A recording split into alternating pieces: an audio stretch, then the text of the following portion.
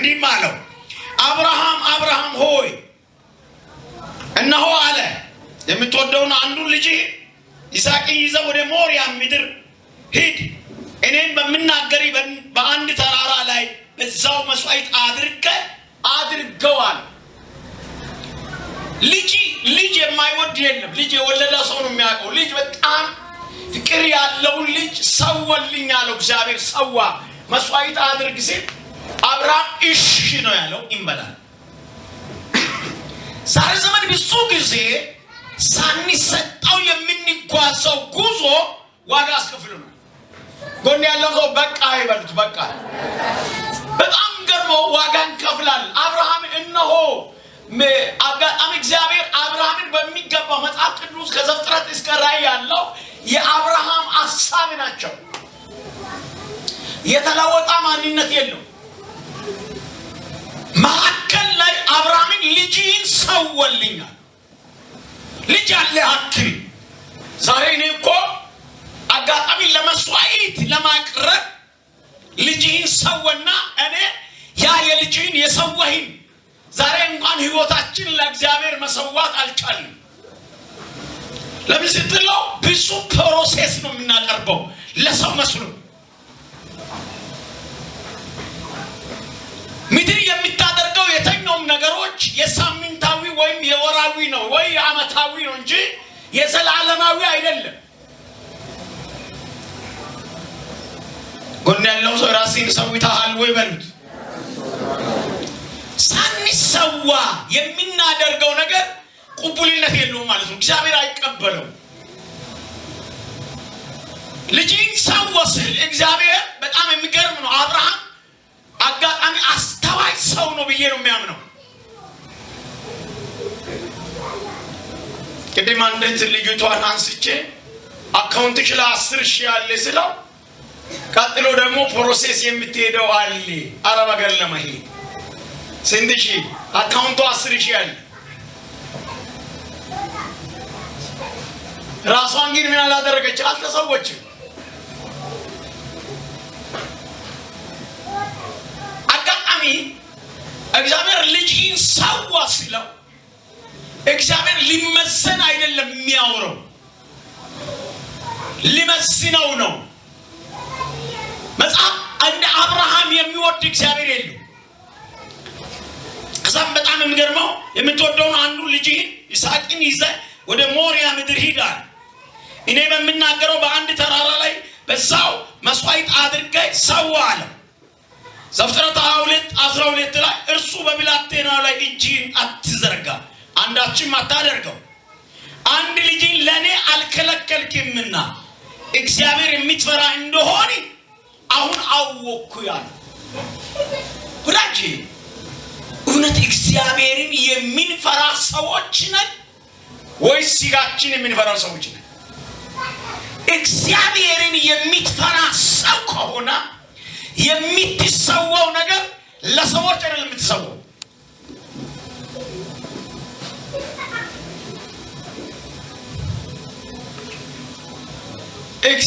እግዚአብሔር ምርጫ አድርጌ ሳይሆን ተመርጬ ነው የሚያመልከው ዛሬ አንድ ነገር ልንገርህ ሰው ስለው አብርሃምን ግራ የሚያጋባ ነገር አይደለም ጉዳይ ነው በጣም የሚገርመው የምድር አሸዋ አደርጋለሁ ያለ ሰው አበዛለሁ ያለ ሰው ያን ልጁን ይስሐቅን ሰወልኝ ሲል አብርሃም እሺ ነው ያለ ታዘዘ ዛሬ እኛ ለማንኖረው 80 ሚሊዮን ወይ 90 ሚሊዮን ወይ 100 ዕድሜ እንኖር እና ለዚህ ዕድሜ ነው እኮ የምንጨነቀው ገና ወንጌል ራሱ አልገባን ሰፈር ያለው ሰው ለመብለጥ ነው ወንጌል የገባን የመሰለው ወንጌል የመጣ ለህይወት ነው ያ ማግባት ሲጀምር ነው አንተ ውስጥ ላይ ወንጌል መስራት የሚጀምር ገና ለአገልጋዮቻችንም ራሱ ወንጌል ገና አልገባ ወንጌል ሲገባ ሲጀምር ማንነት ሞቶ ለክብሩ የምትኖር ማንነት ነው የሚኖር ለኢየሱስ ክብር ሞተ ለኢየሱስ ማንነት የምትኖር ማንነት ውስጥ ላይ መኖር ሲጀምር ተራ ሰፈር ላይ አትኖር። ተራ አስተሳሰብ አታስበው። እንቅላት ራሱ ይለጥጥና ለብዙዎች መፍትሄ የሚያደርግ። ስለዚህ አብርሃም እሺ ታዝዣለሁ። ምን ሊያደርግ አንተ ምን ሊያደርግ ደስ ያሰኛሃል? ዛሬ እኛ መስዋዕት የምናደርጋቸው ነገሮች እግዚአብሔርን ደስ ለማሰኘት ነው ወይ ራሳችን ደስ ለማሰኘት ነው? ምን ሞክረው። በዛኛው ወንጌል አይሰራም። ህይወታችሁ ለዚህ ወንጌል ፐርፐዝ መኖር ሲጀምር ራስን መጣል ነው የምትጀምረው። የዛ ጊዜ ነው ወንጌል አንተ ቤት ገብቶ የአብርሃምን ቤት በረከት የሚጠራው። ዘፍጥረት 12 ላይ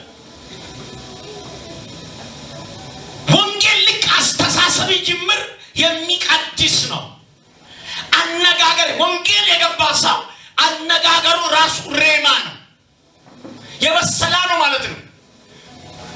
ጥሬ አይደለም። ወንጌል መግባት ሲጀምር ጥሬ አትሆንም፣ የበሰልክ የሆንክ ነው ማለት ነው። ወንጌል ካልገባይ ጥሬ ነው። ሁልጊዜ አስተሳሰብ የሆነ ችግር ይኖርሃል። ስለዚህ ብዙዎቻችን ዝና ለማስጠራት በብዙ ሙከራ እንፈልጋለን። ግን ዝና የሚመጣው ጊፍት ነው። ከሰማይ ካልመጣ ዝና አይኖርም። ሳንሰጣ የምንሞከረው ሙከራ አንዳንድ ጊዜ አብርሃም መስዋዕቱን ለማድረግ ልጁን ይዞ ይወጣል። ልጁ አስቸጋሪ ጥያቄዎች እየጠየቀ ነው መንገድ ላይ። አባትዬ አጋጣሚ መስዋዕቱን ይዘናል፣ አያጭ ይነናል፣ እሳትንም ይዘናል፣ እንጨቶችም ረብርበን ይዘናል፣ ግን የመስዋዕቱ በግ የት አለ? አብርሃም አፉ ላይ ምን አለው? እግዚአብሔር ያዘጋጃል። የመስዋዕቱን በግ አንተ ነው ቢል ኖሮ ልጁ በርግጎ ይጠፋ ነበር። አያይ አስተዋይ ሰው ጎን ያለው ሰው ነካር ግን አስተዋይ ሆነ በሉት። አስተዋይ ልጁ እንዳይበረገግ ምክንያቱም እግዚአብሔር ተናግሮታል። የአብርሃም ጆሮ ክፍት ነው፣ እግዚአብሔርን የሚሰማ ነው። ወንጌል በእውነት የገባ ሰው ለቤተሰብ ይጀምራል፣ ሬማ ይሆናል። ለቤቱ ሬማ ይሆናል፣ ለአገር ሬማ ይሆናል፣ ለትውልድ ሬማ ይሆናል፣ ለመንግስታት ሬማ ይሆናል፣ ለሰፈር ሬማ የበሰላ ምግብ አለው። ለወንጌል የኖረ ሰው ነው አብርሃም።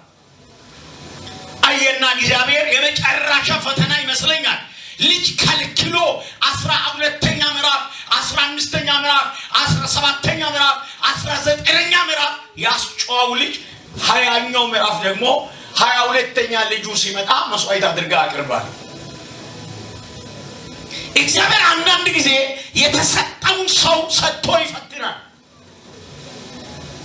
ለወንጌል ምን ያክል ነው የምንሰጠው?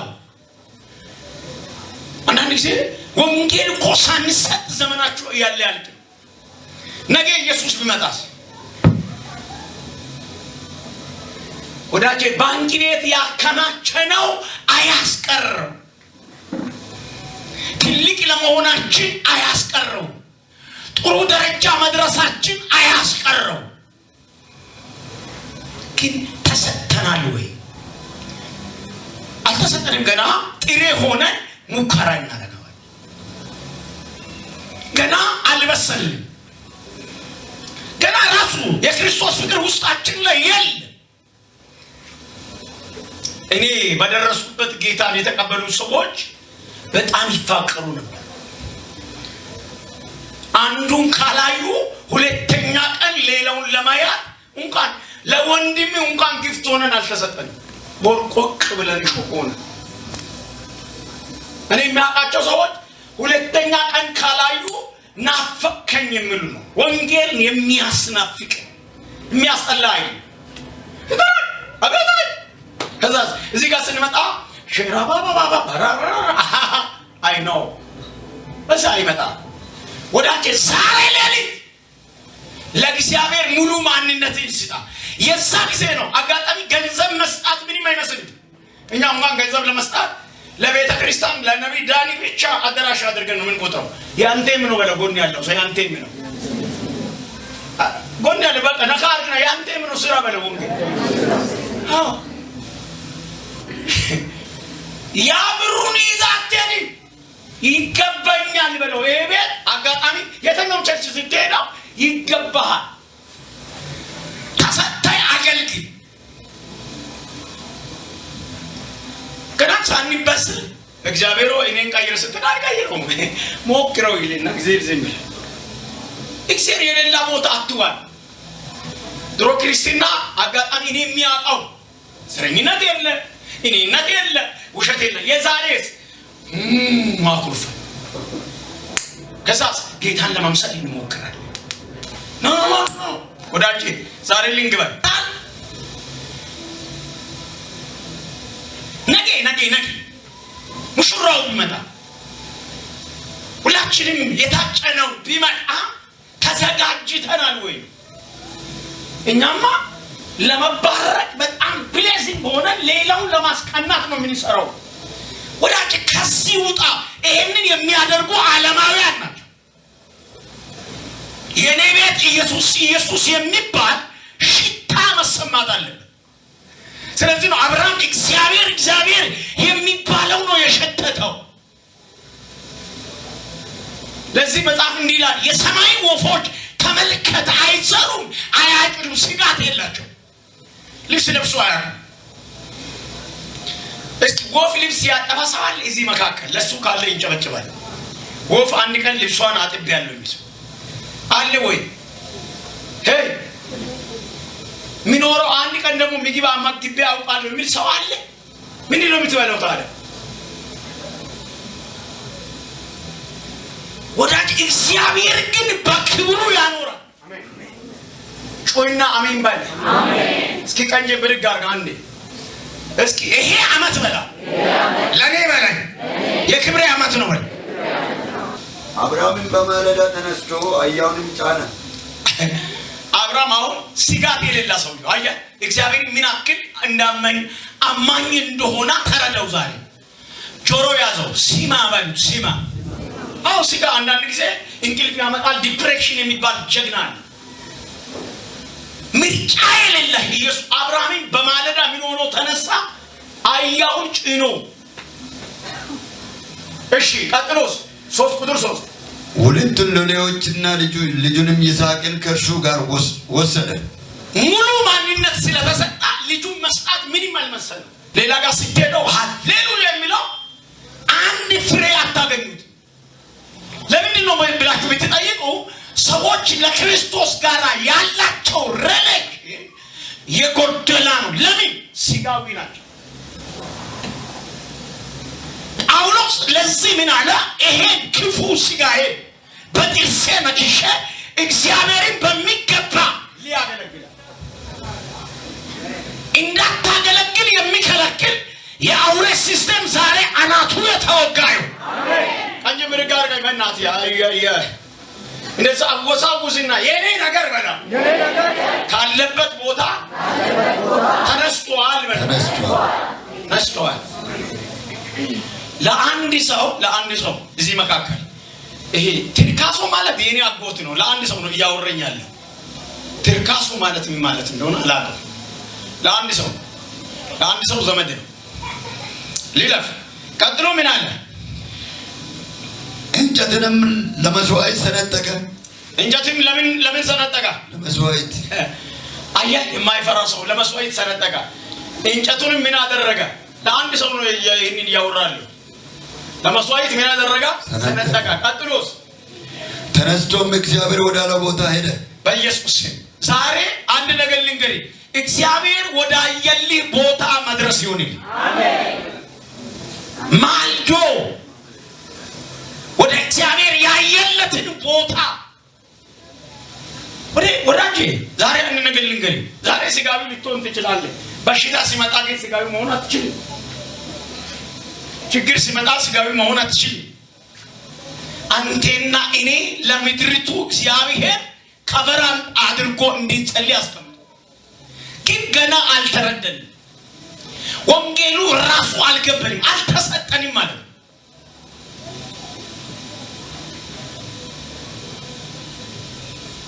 አጥሎ ምን አለ? እየጨረሰን አብርሃምም ሎሌዎቹን አላቸው ቀጥሎ አህያውን ይዛችሁ ከዚህ ቆዩ። ምገርም ነው። የመጀመሪያ ዓላማ አብርሃም ልጆቿን ለይስሐቅ እኮ አልነገረም። ሎሌዎች አስደናቂ ነገር እያወሩ ነበር። በጣም የሚገርም ነው። ኮን ያለው ሰው ከኔ ጋር ነኝ በሉት። ከኔ ጋር ነኝ፣ ከወንጌል ጋር ነኝ በሉት። ከወንጌል ጋር ነኝ። አንተ ገና ለወንጌል ሃይ ያልክ ነው ያለ።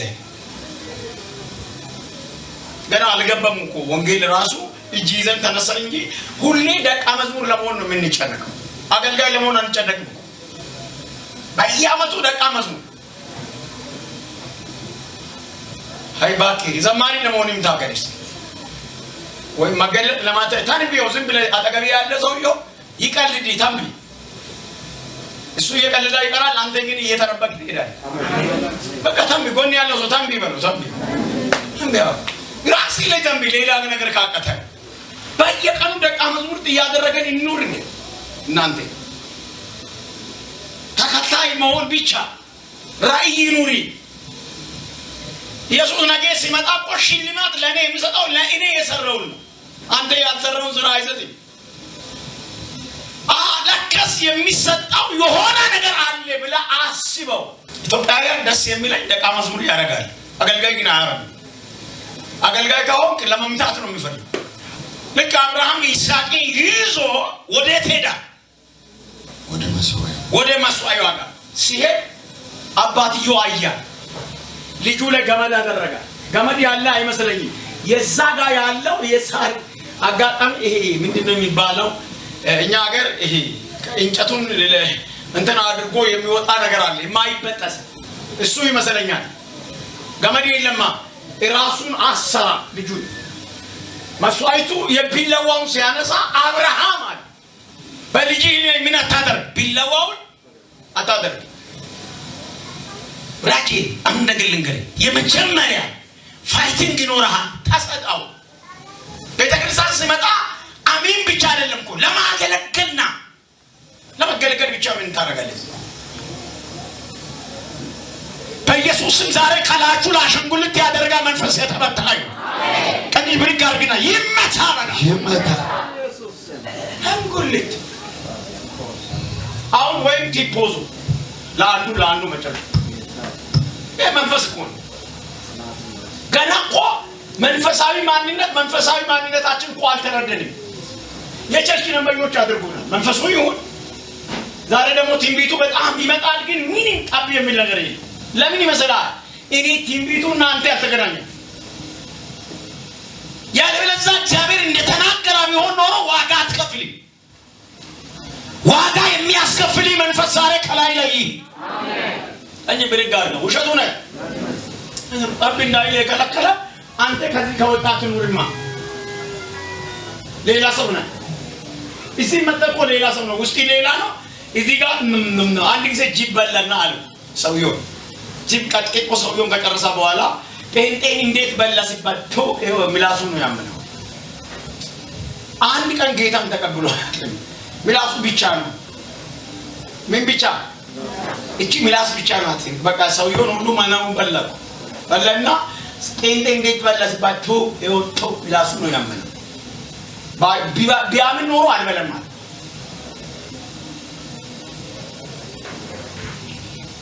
ዛሬ ዘመን እንደዛ ዩ ፋይቲንግ አለ። ፋይቱንጉ መካከል ለማከለከል አሁን አንድ ሰው ወርክሺፕ የሚያደርገው ለራሱ የሚሰራው ቆይ ለራሱ የሚሰራው ለመኖር አይደለም። ይሄ የዘላለም ነዋሪነቱ ለምን እንደተረበቃ ከሰዎች አላውቅም። ግን የገባን ግን ያልገባን አራስኩ ኢየሱስን ሰብኳል ጨረሰ እንጂ ምድጋር ነው። ስለዚህ አብርሃም ሄዶ ወሰደና ረበረባ። ከዛ በኋላ ምን አደረገ? ከፍ ጨረሰ። ቁጥር 5 አብርሃምም ሎሌዎችን አላቸው አህያውን ይዛችሁ ከዚህ ቆዩ። እዚህ ጋር ቆዩ፣ አትሂዱ ከኔ ጋር፣ ምክንያቱም እምነታችሁ ከኔ ጋር እኩል አይደለም ማለት። እኔና ልጄ ወደዛ ሄደን እንሰግዳለን፣ ወደ እናንተም እንመለሳለን። ስግደት ነው አለው። ለእግዚአብሔር ማሰገድ የለም እኮ ለመስዋዕት እየወሰደ ለመስገድ ነው የሚወስደው። መስገድ ማለት እንደዛ ነው። ሰው ሁሉ የሚገረም ቁልፍ እንዲሆን ከፈለግ የመጀመሪያ ማንነቱ ሙሉ ማንነትን ሲተው ሙሉ ማንነት ሲሰጥ ያንተ ነገር የራስ እንዳልሆነ መረጋገጫ ይጻፍልህ። አንተማ የሚታስቸግረው በሚቀጥለው አመት አግብቼ እኖራለሁ ብለህ አካውንት ላይ ጥርቅም ሲታደርገው ግን አይቀመጥም። ብሩ ደግሞ ሰላቢ ወስደዋል ልጅ ወልዳለሁ እያለ ከዛስ አስራት ሳትሰጣ ሰላቢ እየወሰዳ ነው የምትኖረው። በኢየሱስም ከላይ ላይ ያን መርገም ከራይ አያነሳውም።